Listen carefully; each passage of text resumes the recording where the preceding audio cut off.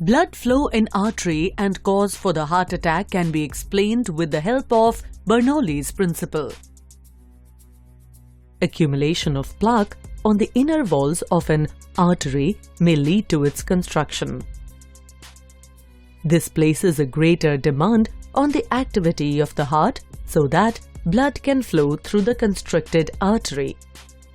The speed of blood flow will increase in the constricted artery, resulting in the decrease of pressure inside. The external pressure collapses the artery. The heart now exerts pressure to open this artery. Again, the blood rushes through the opening, resulting in the drop in pressure, leading to a repeated collapse. This may result in a heart attack.